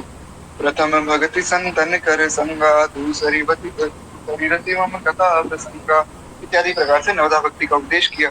अब मैं ये गाने लग जाऊंगा तो फिर बहुत लंबा हो जाएगा। तो इस प्रकार जो है 9 प्रकार की भक्ति उन्होंने बताई, जो कि हमने अभी प्रहलाद जी के मुख से जो सुनी थी वैसा ही है, सेम टू सेम। भागवत जी में भी वही वर्णन है, मानस में भी वही वर्णन है। 7वीं भक्ति में भगवान कहते हैं सात विषम मोहि मैं जग देखा, मुझसे अधिक संत करी लेखा। किसी के पास रामचरितमानस हो तो आप पढ़ सकते हैं। वहां पे भगवान ने कहा कि 7वीं भक्ति क्या है, ये शबरी माता ध्यान से सुनो। मुझसे अधिक संत करी लेखा, मुझसे अधिक मेरे भक्तों को मानो, अपने गुरुदेव को मुझसे अधिक मानो, यही 7वीं भक्ति है। और भाव भक्तों की जो है मान्यता है कि भगवान से अधिक महिमा उनके भक्तों की। यही बात श्री हनुमान जी महाराज ने कही रामचरितमानस में, अब बड़े वहां पे उन्होंने बड़ी सुंदर बात कही, मोरे मन प्रभु बस विश्वासा, राम ते अधिक राम कर दासा। प्रभु मेरे मन में तो ऐसा विश्वास है कि आपसे बड़ा आपका दास, आपका सेवक है, किसी भी रूप में हो। भगवान के सेवक भगवान से बड़े तो निश्चित रूप से है। आपको ये बात समझनी होगी। हमारे यहाँ एक बड़ी सुंदर भक्ता हुई राजस्थान में, जिनका नाम था सहजोबाई। सहजोबाई से किसी ने प्रश्न किया कि आप भगवान में और अपने गुरुदेव में किसको चुनेंगी। सहजोबाई ने बिना कुछ सोचे समझे कह दिया मैं अपने गुरुदेव को चुनूंगी। उन्होंने कहा क्यों, हम आगे सुनेंगे, सहजोबाई का चरित्र भी सुनेंगे। तो उन्होंने कहा क्यों, ऐसा क्यों, आप अपने गुरुदेव को क्यों चुनेंगे। तो वहां पर सहजोबाई कहती कि मैं तो जानती नहीं थी भगवान कौन है, ये तो मेरे गुरुदेव ने कृपा करके मुझे बताया है कि भगवान कौन है, वरना मैं कहाँ जानती। और हमारे यहाँ श्री रामानंदी संप्रदाय में, जो हमारे संप्रदाय का ग्रंथ श्री मदादेव रामानंदाचार्य भगवान ने जो ग्रंथ लिखा श्री वैष्णव मतावच भास्कर, उसमें भी आचार्य चरण यही वर्णन करते हैं कि भैया जो आपके गुरुदेव, जिस संत की कृपा से आपको भगवान के बारे में जानने का अवसर मिला, जिस संत की कृपा से आप भगवान की ओर बढ़ते हैं, उसके तो आपको चरण धोकर पीना चाहिए, ऐसा आचार्य चरण लिखते हैं। तो इसलिए जितने भी संत हैं, जितने भी भक्त हैं, ऐसा नहीं केवल गुरुदेव, गुरुदेव तो पूजनीय है ही है, बाकी जितने भी संत हैं सब हमारे लिए पूजनीय, क्योंकि हमारे वृंदावन में एक बड़े अद्भुत महात्मा हुए श्री हरे राम व्यास जी महाराज, हमारे ब्रज मंडल की विशिष्टतम विभूति। वे कहते थे आदि मध्य और अंत में यह रसिकन की रीत, संत सबे गुरुदेव है, व्यास ही है परिचित। वे कहते थे कि महाराज संत सबे गुरुदेव है, सब संतों में हमारे गुरुदेव ही बैठे। है। तो इस प्रकार से वे महाराज कहते हैं कि भगवान का जो भक्त है वो भगवान से भी बड़ा माना गया है। भक्तमाल के सबसे प्राचीन टीकाकार श्री प्रियादास जी भक्तमाल ग्रंथ का प्राकट्य कैसे हुआ इसे बताते हैं। एक बार की बात है, श्री नाभादास जी के पूज्य गुरुवर श्री अग्रदास जी महाराज भगवान श्री सीताराम जी की मानसिक उपासना में लीन। अब यहाँ पर जो है भक्तमाल जी के प्राकट्य की कथा शुरू हो रही है, थोड़ा ध्यान दीजिएगा और ये बात ध्यान से सुनिए। जो कथा मैंने अभी आपको सुनाई वो थी नाभादास जी तक की, मतलब भगवान कृष्ण ने जो है ब्रह्मा जी को कहा ठाकुर जी ने कि भैया आप भक्तों की कथा लिखो। अब नाभादास जी के रूप में ब्रह्मा जी आ तो गए, अब लिखें कैसे, तो वो कथा यहाँ कही जा रही। तो वहाँ वर्णन मिलता है कि श्री नाभादास जी महाराज के पूज्य गुरुवर श्री अग्रदास जी महाराज श्री अग्र स्वामी जी, उनके बारे में तो निश्चित रूप से आपने कभी ना कभी सुना होगा। जैसे हमारे वृंदावन में श्री हरिवंश महाप्रभु हुए, श्री हरिदास जी हुए और श्री हरे राम व्यास जी हुए, जो रसिक आचार्य हुए, जो रसोपासना के आचार्य हुए। ऐसे ही मिथिला की जो रसोपासना है, जो राम रसोपासना है, उसके प्रमुख आचार्य श्री अग्रदास जी हुए। अग्रदास जी श्री जानकी जी के जो प्रमुख सखी श्री चंद्रकला जी उनके अवतार माने गए। तो अग्र स्वामी जी के शिष्य हुए श्री नाभादास जी महाराज। इस प्रकार ये गुरु परंपरा है। तो हुआ क्या कि अग्र स्वामी जी अपनी मानसी उपासना में लीन थे। ये कथा बहुत रोचक है, बहुत ध्यान से सुनिएगा, बस इस कथा को सुनने के बाद वाणी को हम विश्राम दे देंगे। तो एक बार अग्र स्वामी जी अपनी मानसी सेवा कर रहे थे।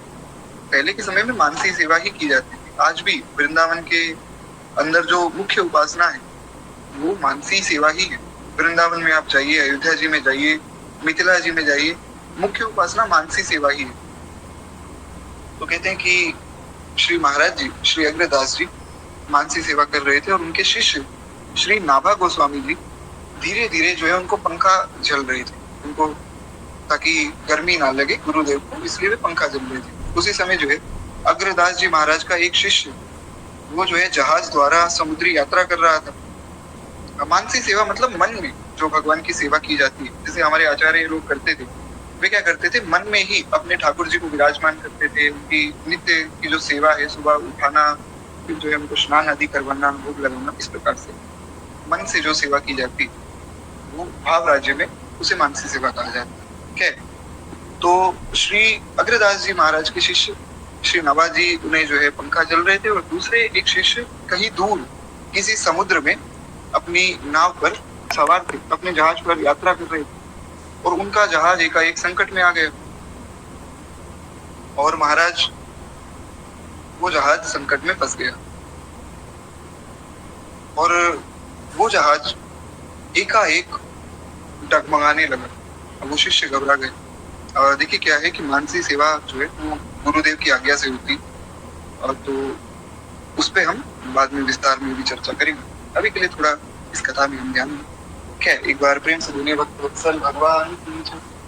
तो वो जो शिष्य थे श्री नाभादास जी के, जो जहाज पर सवार थे, उनका जहाज डगमगाने लगा और वे फंस गए और वे डरने लग गए कि अब क्या होगा। उस समय उस संकट से मुक्त करने के लिए उन्होंने गुरु जी को पुकारा।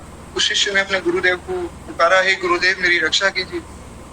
तो नाभादास जी ने सोचा कि मेरे गुरुदेव मानसी सेवा कर रहे हैं भगवान की, उन्हें क्यों कष्ट हो, मैं ही जाकर इनकी शिष्य की रक्षा कर लेता हूँ। तो महाराज उस समय जो है श्री नाभादास जी के नाभादास जी जो है अग्रदास जी की मानसी सेवा में प्रवेश कर गए। ऐसा संभव नहीं है, होता नहीं है कि कोई किसी दूसरे संत की मानसी सेवा में प्रवेश कर जाए, परंतु नाभादास जी इतने सिद्ध थे कि वे गुरुदेव की मानसी सेवा में प्रविष्ट हुए और उसके बाद वहां से जो है उस शिष्य के पास पहुंचे और उस शिष्य के पास जाकर उन्होंने उस शिष्य की रक्षा की। लेकिन यहाँ तब तक जो है श्री अग्र स्वामी जी की जो मानसी सेवा है वो ध्यान उनका टूट गया था और ध्यान टूटा तो उन्हें पता लगा कि शिष्य की रक्षा तो हो गई। विलक्षण बात यह हुई कि इस ध्यान भंग की बात नाभा जी भी समझ गए थे। नाभा जी समझ गए कि गुरुदेव को पता तो लग ही गया। तब उन्होंने जो है अपने पंखे से वायु के झोंके से जो है उस जहाज को रोका और उसे पार कर दिया। यानी कि वो जहाज तो बच गया। जहाज समुद्र में यथावत चल रहा था। तब जो है नाभा जी से गुरुदेव बोले, यानी कि श्री अग्र स्वामी जी ने नाभादास जी से कहा कि ये तुमने क्या किया? नाभा जी ने कहा कि गुरुदेव, वह जहाज जो है डूब रहा था, मैंने सोचा आपकी सेवा में क्यों मैं ऐसा विक्षेप हूँ, तो मैंने ही उनके जहाज को पुनः चला दिया। अतः अब जो है आप पहले की तरह भगवान का ध्यान लगाइए, प्रेम से सेवा कीजिए, मैं पंखा पुनः चल देता हूँ। ये सुनकर अग्रदास जी की जो है आंखें खुल गई। आंखें मतलब आंखें उन्होंने खोली, ऐसा आंखें बंद थी तो आंखें खोली और कहा कि ये बात कौन बोला? नाभादास जी ने कहा कि आपका दास बोला प्रभु, आपकी कृपा से ही मैंने जो है उसकी रक्षा की। नाभादास जी की इस बात को सुनकर अग्र स्वामी जी आश्चर्यचकित हो गए कि ये कैसे हो सकता है, कोई मेरी मानसी सेवा में प्रवेश करे और मेरी मानसी सेवा में जो दृश्य मुझे दिख रहा है वो दृश्य इसको कैसे दिखा, और दिखा तो दिखा, इसने जाकर उस शिष्य की रक्षा कैसे कर ली? वो इसकी ऐसी ऊंची स्थिति हो गई, मतलब ये इतने सिद्ध हो गए कि मेरी मानसी सेवा तक पहुंच गए। आश्चर्य है कि इसने यहाँ बैठे बैठे वो दूर स्थित समुद्र में होने वाली घटना को प्रत्यक्ष देख लिया और जहाज पर रक्षा भी कर ली। फिर विचार करते हैं कि उनके मन में बड़ी प्रसन्नता हुई कि चलो अच्छा है, मेरा शिष्य आज इतना सिद्ध हो गया, गुरुदेव तो प्रसन्न हो गए। बोले वे जान गए कि संतों की सेवा में तथा उनके प्राप्त प्रसाद भक्षण की यही महिमा है।